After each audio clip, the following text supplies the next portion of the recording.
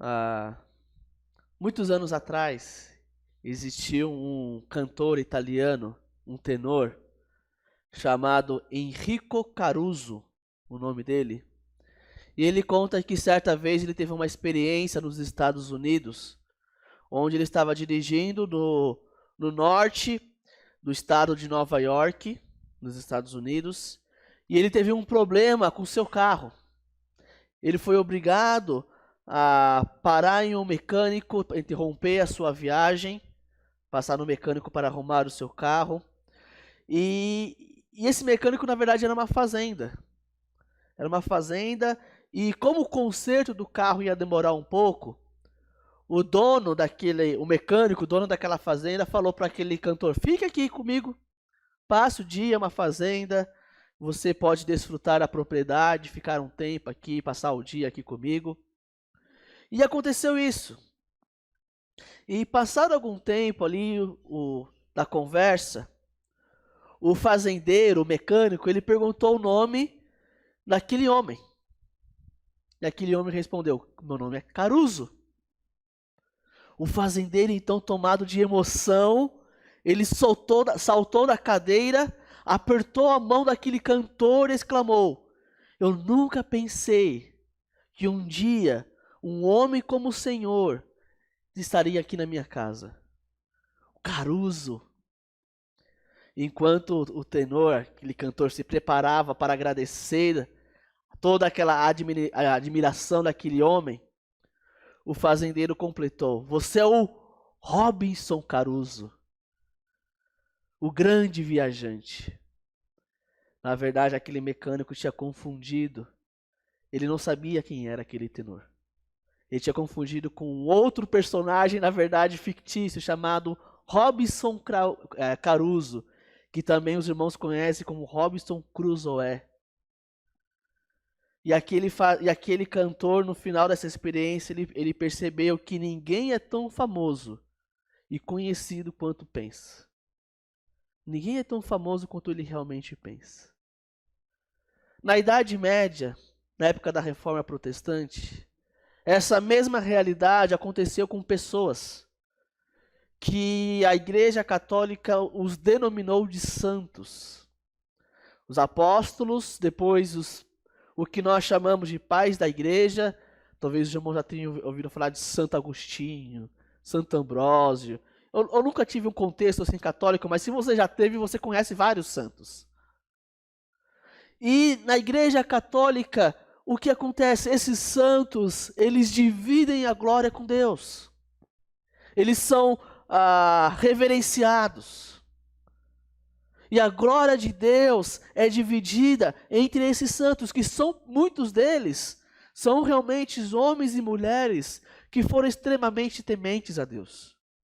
Como eu já disse, Agostinho, Ambrósio, homens que mudaram a história da igreja. Mas, na Bíblia, não precisa abrir, que não é exatamente o nosso texto, mas em Isaías 42:8 diz assim: eu sou o Senhor, este é o meu nome. Não darei a mais ninguém a minha glória, nem a minha honra às imagens de escultura. Deus está falando: a minha glória eu não divido com nenhuma imagem, com nenhuma pessoa. A glória pertence então somente a mim. E esse foi um dos pilares da luta dos reformadores de Lutero. Ele falou: esses santos são homens e mulheres tementes a Deus, mas não devem ser glorificados. Não devem ser. Hoje o nosso texto é um pouco diferente. Nós temos estudado algumas histórias no Antigo Testamento que nos ensinam a respeito desses 5 pontos da Reforma Protestante. Vimos a história de Davi com Mefibosete e vimos que para nos assentarmos à mesa do rei, precisamos ser agraciados por ele. É pela graça, estão somente pela graça. Vimos no domingo seguinte Pela primeira vez na palavra de Deus sendo declarado que alguém creu no Senhor e isso lhe foi atribuído como justiça, falando de Abraão, em Gênesis 15. Semana passada nós vimos que a autoridade em nossas vidas, a autoridade sobre o povo de Deus, que move o povo de Deus, é a palavra de Deus. Deus nos ensina, Deus nos educa, nos instrui através da sua palavra. E a autoridade final para nós é as Escrituras. E vimos todas essas histórias ali em Neemias capítulo 8, semana passada. Hoje nós não vamos ver exatamente uma história, mas vamos ver uma poesia, um salmo, um cântico, um corinho, que nos ensina porque Deus é o único merecedor de toda a glória. O único merecedor. Abra sua Bíblia no Salmo 114. É um salmo curto, mas que tem muito a nos ensinar sobre a glória de Deus, sobre as maravilhas e a dignidade de Deus. E diferente da experiência de Henrico Caruso, no Salmo 114, o alvo da admiração não tem como ser confundido. O alvo da admiração no Salmo 114 é o próprio Deus. E é um salmo muito simples de você entender, porque ele é um salmo que tem 4 estrofes. É um corinho, como eu disse, é uma música. É uma música de 4 estrofes, e cada estrofe tem 2 linhas aqui nesse salmo. E essa mensagem, ela usa muito linguagem figurada. As poesias no Antigo Testamento, os salmos são assim. Eles têm muitos a nos ensinar através dessas figuras. Mas é um salmo muito difícil de nós identificarmos quem escreveu ou quando escreveu. Ele é muito difícil. O que nós sabemos é que a sua estrutura, a forma como ele foi escrito, é muito parecido com o Salmo 113. Ele é muito idêntico, os verbos, o tempo dos verbos, esse tipo de coisa. Eles até se repetem. Então, provavelmente é o mesmo autor. Só que o Salmo 113 fala sobre restauração, sobre livramento. Então, quem escreveu o Salmo 113, ele estava vivendo algum momento onde o povo de Israel foi livre de alguma situação terrível. Talvez quando eles retornaram do exílio da Babilônia, ou talvez qualquer outro momento onde o povo ele foi liberto pela mão de Deus, pela libertação da mão de Deus. Mas, enquanto o Salmo 113, o foco é a libertação de Deus, o Salmo 114, o foco é o louvor que Deus merece pelo livramento. Que Deus ele merece toda a glorificação, toda a honra, toda a dignidade, porque Ele é o libertador. Fala da atuação poderosa de Deus para com o povo de Israel. Nós, como já disse, não tem como sabermos exatamente quando foi escrito esse salmo, mas sabemos que é um salmo que nos leva a exaltar e a louvar a Deus e a glorificar tão somente Ele. Tão somente Ele. E o Salmo 114, ele nos apresenta o Deus e por que Ele merece toda a honra. E não os santos, e não eu e você. Deus não divide a sua glória com absolutamente ninguém. E o Salmo 114 vai dizer por que somente Ele deve ser glorificado. Pode ser a pessoa mais santa do mundo. O único que merece a glória é Deus. E o Salmo 114 vai nos ensinar exatamente a respeito disso. Eu queria convidar a igreja a se colocasse em pé para lermos o texto. É um texto curto, 8 versículos apenas. Salmo 114, versos 1 a 8. Acompanhe comigo na sua Bíblia. Quando Israel saiu do Egito, e a casa de Jacó do meio de um povo de língua estranha. Judá se tornou o santuário do Senhor, e Israel o seu domínio. O mar viu isso e fugiu. O Jordão recuou. Os montes saltaram como carneiros, e as colinas como cordeiros do rebanho. O que lhe aconteceu, ó mar, para que você fugisse assim? E você, Jordão, por que recuou?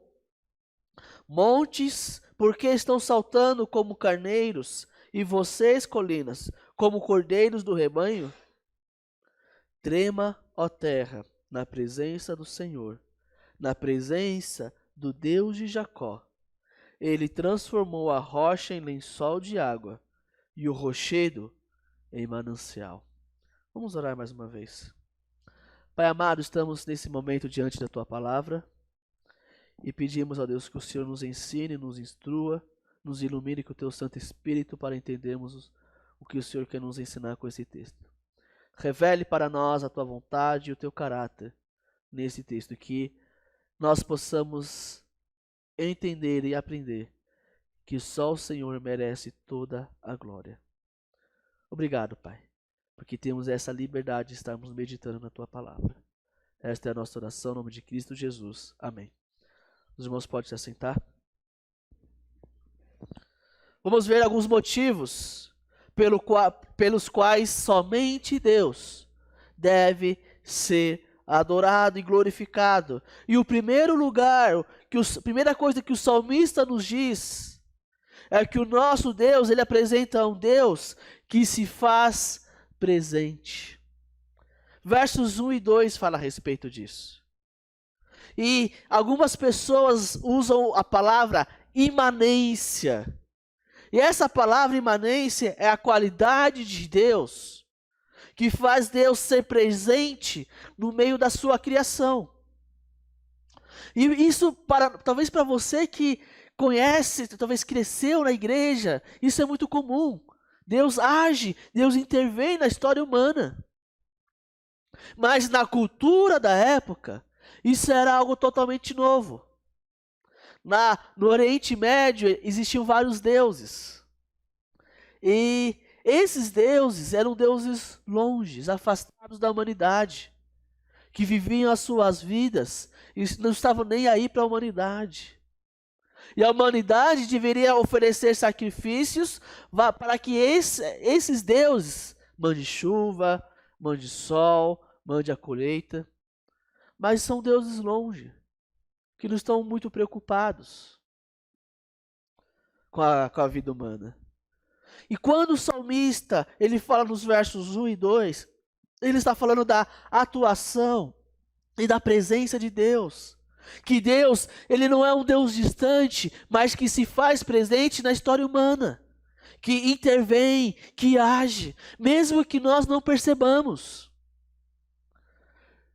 Nós já estudamos aqui o livro de Esther, onde em nenhum momento você lê a palavra Deus nesse livro de Esther. Mas você vê a mão de Deus em cada instante, em cada história, em cada evento daquele livro. É Deus agindo por trás. É Deus intervindo, mas sem que necessariamente ele precise aparecer. Mas o nosso Deus é um Deus que participa da minha e da sua história. É um Deus que se preocupa com a minha e com a sua história. É um Deus que tem propósitos para salvar a humanidade, propósitos de ser glorificado, e usa a minha e a sua vida para sermos participantes desse propósito dele. Deus, ele intervém, e os versos 1 e 2, ele cita um evento que nós conhecemos muito bem, que é o evento quando o povo saiu do Egito depois de 400 anos de escravidão. E Deus, ele intervém na história, e é muito interessante quando você lê essa história em Êxodo. Moisés fala que Deus ouviu o clamor do povo. E em vários salmos, Davi e os salmistas falam: Senhor, inclina os seus ouvidos. Senhor. É Deus se abaixando para ouvir o meu e o seu clamor. Isso é um Deus presente. E Deus ouviu o clamor do povo de Israel quando o povo estava há 400 anos na escravidão. E o salmista aqui do Salmo 114, ele faz questão de ressaltar que naquele momento o povo estava numa situação totalmente desfavorável e que o povo por si próprio não poderia fazer absolutamente nada. Eles não tinham condições de mudar a situação deles. O texto fala que eles estavam no meio de um povo de língua estranha. Eles estavam vivendo numa terra que não era deles, no meio de um povo que falava uma outra língua, que tinha costumes diferentes, e eles eram subjugados por esse povo. E eles eram muitas vezes até forçados a adorar os deuses desse outro povo. Não temos claramente na história do Egito, o povo de Israel no Egito, mas nós conhecemos a história do povo na Babilônia, por exemplo. Nós estudamos recentemente quando Nabucodonosor obrigou todo o povo e os judeus a adorar uma estátua. Vemos sim o povo sendo oprimido e algumas vezes sendo obrigados a adorar outros deuses. Ou seja, a situação do povo era talvez das piores. E no Antigo Testamento, quando nós lemos o Antigo Testamento, quando você vê falar, estava no meio de um povo de língua estranha, muitas vezes, não todas, mas muitas vezes, é sinal de juízo de Deus, que o povo está nessa situação por causa do seu pecado. Porque estava debaixo do juízo de Deus, ou estava debaixo de uma situação totalmente desfavorável. Não necessariamente por causa do pecado, mas estava debaixo de uma situação ruim para eles. Debaixo talvez de outras nações, sendo subjugados por outros povos. E não resta dúvidas que quando o povo estava no Egito, a situação deles era extremamente ruim. Era uma situação que eles não desejavam estar. Numa condição que eles não podiam evitar. Eles não poderiam fazer nada para resolver isso. Mas mesmo assim, contra todas as circunstâncias contrárias, Deus buscou Israel no Egito. Deus ouviu o clamor do povo de Israel. E Deus fez valer a sua vontade e o seu poder. O que vale é o poder de Deus e a vontade de Deus. É por isso que o profeta Jonas, quando fugiu, Deus falou: não, Jonas, você vai pregar em Nínive. Nem que tenha que ser engolido por um grande peixe e passar 3 dias na sua barriga. Porque o que importa é a minha vontade. São os meus propósitos, o meu poder. E Deus cumpre o que Ele quer. Deus cumpre. A semana passada foi muito interessante, eu gostei quando o irmão Josafate, aqui falando no momento missionário, falou a respeito, será que Deus sonha? Porque Deus não dorme. Né? Então, como que Deus vai sonhar? Mas sonho tem muito a ver com idealizações que nós fazemos. Eu sonho um dia ir para a Europa. Eu sonho um dia ter um carro esportivo. E eu vou correr atrás disso para alcançar esse sonho. A resposta para isso é que Deus não tem sonho. Porque o que Deus quer, Ele realiza. Ele tem propósitos muito bem definidos. Deus não fica tentando fazer os seus sonhos. O que Deus quer, a sua vontade, Ele cumpre. E é cumprida em nós. E quando o povo de Israel estava no Egito 400 anos, Deus fez valer a sua vontade. Mesmo endurecendo o coração do faraó, para mostrar o seu poder, para mostrar a sua autoridade sobre todas aquelas divindades egípcias falsas. E Deus mostrou: vocês creem nesses deuses? Mas o que vai valer é o que eu quero. É o meu poder que vale. Pragas atrás de pragas. E Deus vencendo cada uma delas. Deus vencendo o povo. Deus vencendo uma nação.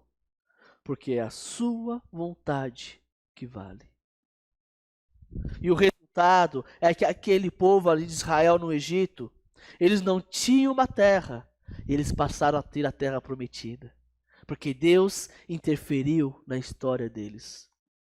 Aqueles que viviam entre deuses estranhos passaram a servir o Deus verdadeiro. A nação que era propriedade do Egito passou a ser posse declarada do Senhor soberano. Vós sois um povo de propriedade exclusiva de Deus. É o que Deus fala em Êxodo 19. Vocês são minha propriedade agora, não propriedade do Egito. Porque eu interferi na história de vocês. E é por isso que no Salmo ele cita o termo santuário e domínio. Judá se tornou o santuário do Senhor. E Israel o seu domínio. Agora Israel pertence ao Senhor. Porque Deus interviu na história deles. E como santuário, o povo recebeu a presença de Deus como se fosse uma habitação. Olha que interessante, Deus no Oriente Médio distantes. Deus, primeiro, ele se inclina para ouvir. E agora, Deus habita no meio do povo, através do tabernáculo. Deus se faz presente no meio do povo. Que Deus que é esse? Que participa da história dos seus filhos. Que Deus que realmente age por meio dos seus filhos. Agora o povo tinha algo visual para entender um símbolo da presença de Deus. E é interessante que aqui no verso 2 fala que o seu domínio também pode ser traduzido por seus súditos. Israel, os seus súditos, súditos de Deus. O Senhor fazia valer o que prometeu ao povo na aliança. Lá em Êxodo 29:45, Deus fala: e habitarei no meio dos filhos de Israel, e serei o seu Deus.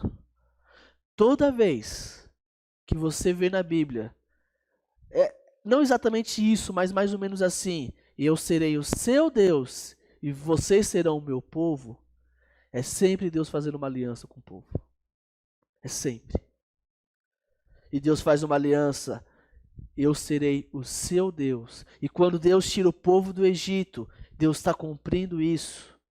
E cumpre isso através de uma lei, a lei mosaica depois. É possível que esse Salmo 114 tenha sido escrito nos dias quando Israel era dividido em dois reinos. Reino do Norte, Reino do Sul, Reino de Israel, Reino de Judá. Porque ele até cita aqui Israel, depois ele cita Judá aqui nos versos 1 e 2. Mas a citação desses dois termos não tem como objetivo fazer uma separação. Mas representar um povo como um todo, esses dois termos na verdade são sinônimos. Ou seja, esse povo, quando Deus se fez presente no meio deles, esse povo deixou de habitar entre os seus dominadores e passou a ser um povo que tinha a habitação de Deus no meio deles. A habitação poderosa. Tão poderosa que quando o povo sai do Egito, eles chegam no Monte Sinai e tem um dos episódios que mais demonstram a glória de Deus em toda a Bíblia. O monte inteiro treme, terremoto, trovões. Era Deus falando: eu sou poderoso, eu movo montes, eu movo montanhas. É isso que eu faço. E Deus se faz presente no meio desse povo, a sua presença gloriosa. Deixa marcado aí Salmo 114, vá para Êxodo capítulo 40. É um texto que fala muito da glória de Deus. Êxodo 40, a partir do verso 34 até o final do livro. Êxodo 40, a partir do 34. Diz assim: Então a nuvem cobriu a tenda do encontro, o tabernáculo, e a glória do Senhor encheu o tabernáculo. Moisés não podia entrar na tenda do encontro, porque a nuvem permanecia sobre ela, e a glória do Senhor enchia o tabernáculo. Quando a nuvem se levantava de sobre o tabernáculo, os filhos de Israel seguiam adiante em todas as suas jornadas. Se a nuvem, porém, não se levantava, não seguiam adiante, até o dia em que ela se levantava. De dia, a nuvem do Senhor repousava sobre o tabernáculo, e de noite havia fogo nela, à vista de toda a casa de Israel, em todas as suas jornadas. Já imaginou essa cena? O tabernáculo, desce uma nuvem da glória de Deus, ninguém pode entrar. E o povo só pode sair daquele lugar depois que a nuvem subir. E à noite, em vez de ser nuvem, é fogo. Imagina a cena que devia ser isso. Uma tenda sendo cercada por nuvem e fogo.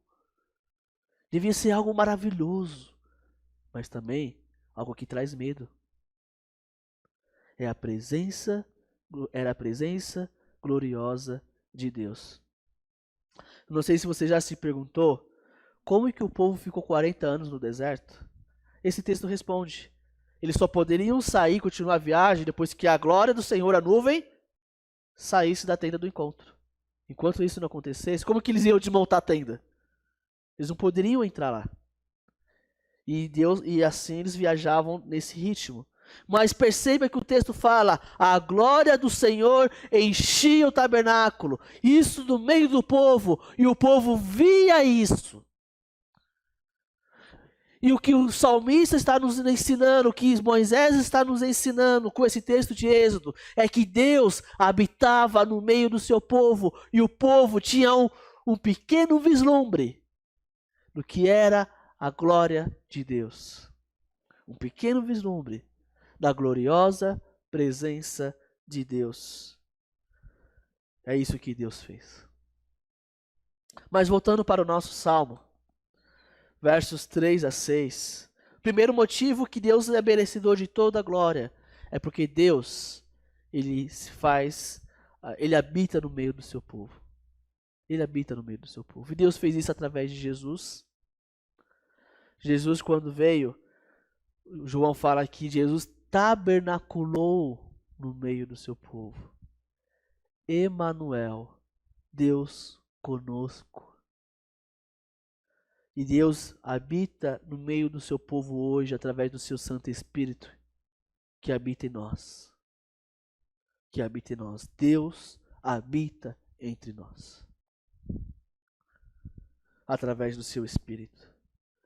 Mas depois, nos versos 3 a 6, o escritor apresenta Deus como um Deus poderoso e irresistível. Ninguém pode resistir a Deus. E se a primeira estrofe do cântico falava das bênçãos da presença de Deus, as duas estrofes centrais, dos versos 3 a 6, eles vão enfatizar o poder de Deus realizar a libertação. Vai mostrar como Deus é poderoso. E esses versículos mostram a ação de Deus. E a história do Êxodo, como nós já temos visto, era tão conhecida pelos israelitas que qualquer menção do que aconteceu naquele período, toda a história já vinha à mente daquele povo. tudo que Deus havia feito na terra prometida.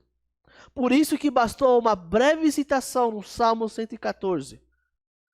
Uma breve citação para trazer à memória do povo os episódios, por exemplo, do Mar Vermelho e do Rio Jordão. Olha o verso 3.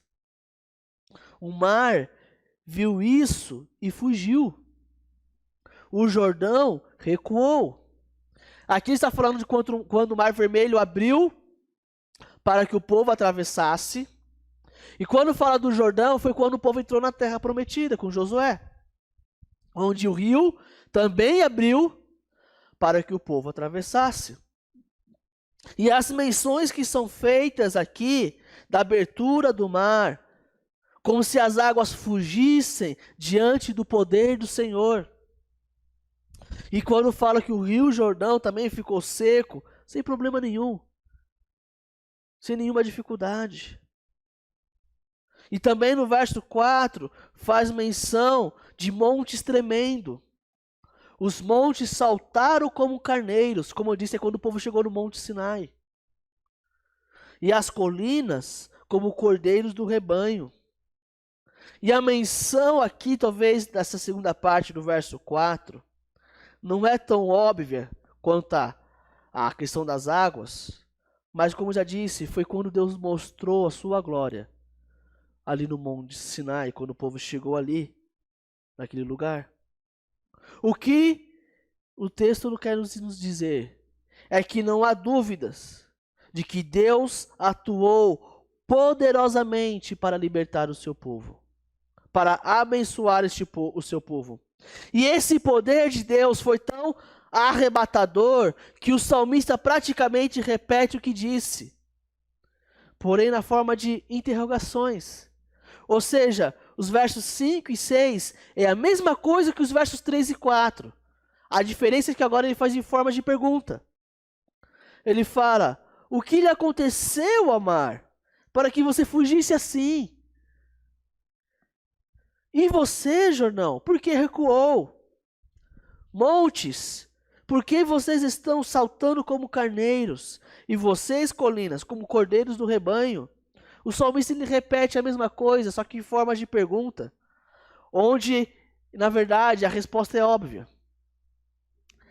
Aqui até são o que nós chamamos de perguntas retóricas, onde a resposta é óbvia. É como se perguntasse: quem pode impedir Deus de cumprir os seus decretos? Quem pode impedir Deus de fazer a sua vontade?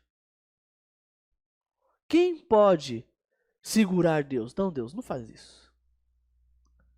Quem pode impedir Deus de realizar o que Ele quer? Quem pode? E além de certa ironia, o que essas perguntas nos levam a entender que o poder do Senhor é irresistível. Irresistível. Ninguém pode resistir. O que Deus ordena, acontece. Mar, rio, montes, o que Deus ordena, obedece. Recentemente, até conversando com um pessoal aqui da igreja, pensando no livro de Jonas. Os marinheiros obedecem. A planta obedece, o verme obedece, o grande peixe obedece, a tempestade obedece. O único que não obedece é o crente. O único que não obedece é o crente. Toda a natureza, toda a criação, até os ímpios obedecem, mesmo sem saber. Quem não obedece é o crente. Mas finalmente, terceiro ponto. O salmista, ele apresenta um Deus cuja presença é gloriosa. Versos 7 e 8. E assim como as nações da terra de Canaã, eles ficaram com medo do povo de Israel, porque eles ficaram sabendo, o povo de Israel está vindo, está vencendo todas as batalhas, e eles ficaram com medo. O escritor do Salmo 114, ele afirma que a própria terra deveria tremer diante de Deus. Essa semana eu recebi do meu irmão um vídeo de um vulcão entrando em erupção. Não sei se você já viu algo assim por vídeo. É assustador. É assustador. É um negócio gigantesco. Se você vê os vídeos talvez de tsunamis, de terremotos, é um negócio que chega a assustar muito. O poder da natureza. Mas o salmista fala: trema, ó terra, na presença do Senhor. A terra que nos assusta com o seu poder treme diante de Deus. Treme diante de Deus. E essa personificação da terra, ela tem como objetivo não falar da natureza em si, mas falar de nós. Se nós ficamos assustados com vulcões em erupção, com terremotos, e a terra tem medo de Deus, treme a Deus, imagine nós. Imagine nós. E o que o salmista quer dizer, nos aponta para a mão de Deus poderosa, para nos livrar, mas também para nos sustentar. Verso 8 fala: ele transformou a rocha em lençol de água e o rochedo em manancial. Mais uma vez, a natureza tem a sua força abatida por Deus, e a rocha dura é ferida para brotar água, para que saciasse o povo de Israel no deserto. Como se a dureza da rocha se derretesse e dela fluísse diante da glória do Altíssimo. Meus irmãos, não é possível estar diante de Deus e não tremer diante da sua gloriosa presença. Não tem como. Eu já li um tempo atrás, quando os cultos estavam sendo lá na quadra, um trecho de um livro das Crônicas de Nárnia. E um trecho daquele livro, eu não trouxe o livro para ler aqui para não ficar muito chato, mas conta a história de um rapaz que não acreditava em Nárnia e foi parar naquela terra. E ele foi transformado em um dragão. Ele foi transformado em um dragão. Um dragão gigantesco, enorme, que causava medo nos outros. Mas no momento que esse dragão se deparou com o leão, Aslan, que representa Jesus, esse imenso dragão morreu de medo daquele leão. Morreu de medo, mesmo com todo o seu poder, diante do leão de Judá, Jesus Cristo. Não há quem não trema. E dá para entender porque esse salmo está colecionado, está junto de outros salmos que falam do louvor ao Senhor. E é interessante que no Salmo 113, ele começa com aleluia e termina com aleluia também.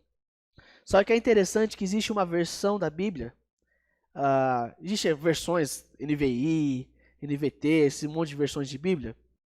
E a Bíblia no Antigo Testamento foi escrita em hebraico. Só que existe uma versão do Antigo Testamento que é o Antigo Testamento em grego, que as pessoas chamam de Septuaginta. E nessa versão, eles fizeram algo muito interessante. Esse aleluia, no final do 13, eles colocaram no início do 14. Para mostrar que esse salmo é um salmo de louvor ao Senhor. Os irmãos sabem o que significa aleluia? Alel significa louvar. Iá, no finalzinho, é de Yahvé, de Deus. E o alelu, ele transforma tudo isso numa ordem. Aleluia é uma ordem. Louve a Yahvé. Louve ao Senhor. É o que os Salmos 111 em diante e vários outros salmos, a ênfase desses salmos é: louve ao Senhor, glorifique ao Senhor, exalte ao Senhor, adore ao Senhor. Então, somente a Ele. A glória de Deus, o devido louvor e a adoração cabe somente a Deus. Meus irmãos, que ninguém seja mais admirado por nós do que Deus, o Todo-Poderoso. Nem mais conhecido, nem mais amado, nem mais servido, anunciado e honrado. Nós glorificamos a Deus, porque Ele é o único, digno e poderoso de toda a terra. Para terminarmos, não tem como deixarmos de ler Romanos capítulo 11. Pode abrir a sua Bíblia. Não é o único, mas no Novo Testamento temos alguns textos que nós chamamos de doxologia. Talvez no seu título, na sua Bíblia, se for uma versão mais antiga, vai estar escrito assim, doxologia. Doxa significa glória em grego. E Romanos, capítulo 11, a partir do verso 33, diz assim: ó profundidade da riqueza, tanto da sabedoria como do conhecimento de Deus. Quão inexplicáveis são os seus juízos, e quão insondáveis são os seus caminhos.